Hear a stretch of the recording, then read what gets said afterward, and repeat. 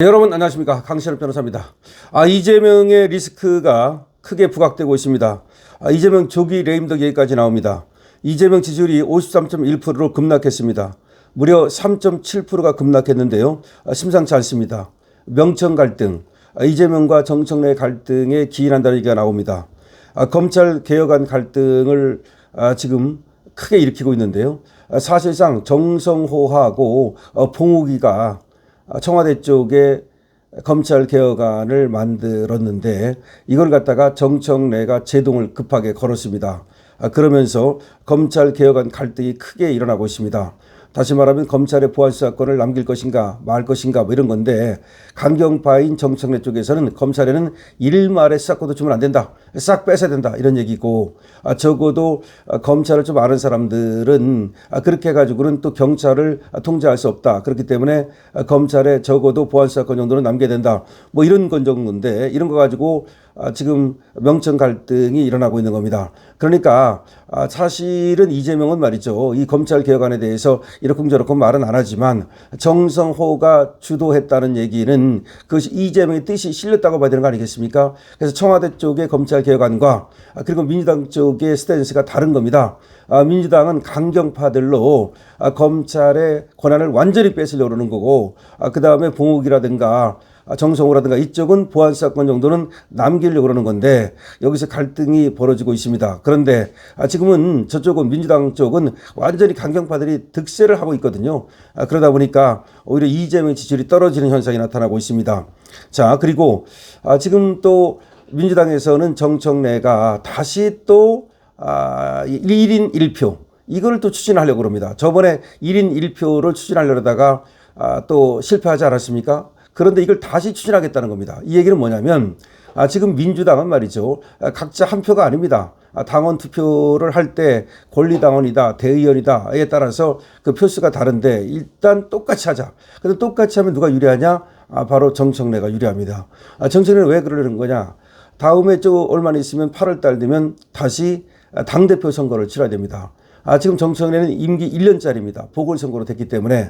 그래서 당대표 선거를 다시 치러야 되는데 1인 1표로 해야 자기가 다시 당대표 되는데 유리합니다. 그래서 그걸 또 밀어붙이겠다는 겁니다. 네, 이번에는 그게 성공할 가능성이 굉장히 높아 보입니다. 자, 이렇게 지금 이재명과 정청래는 사실상 사생 결투를 하고 있다는 겁니다. 그런 가운데 이재명이 이제 레임덕이 나오는 거 아니냐라는 얘기까지 나오고 있습니다.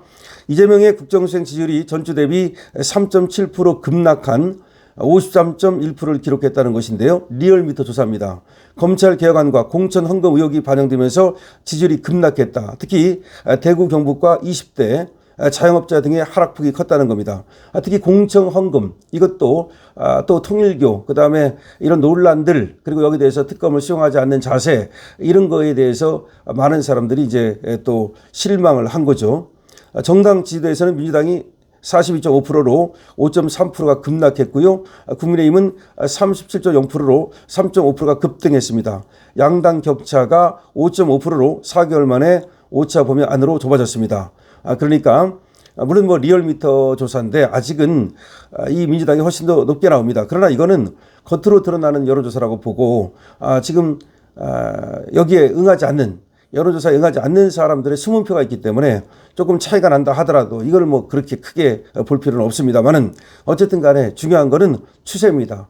이재명의 지지율이 급락했다는 겁니다. 그리고 민주당 지지율이 무려 5.3%가 떨어지는 급락했다는 겁니다. 민주당과 이재명의 지지율이 동반 급락하고 있다는 겁니다.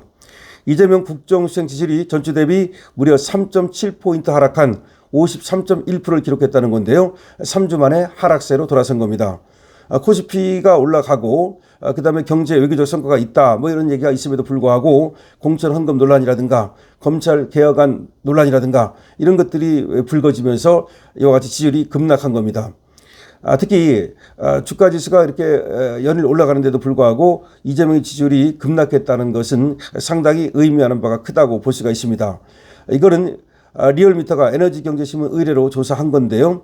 긍정평가는 53.1%로 나타났고 3.7%가 하락한 거고, 부정평가는 42.2%로 무려 4.4%가 상승했습니다.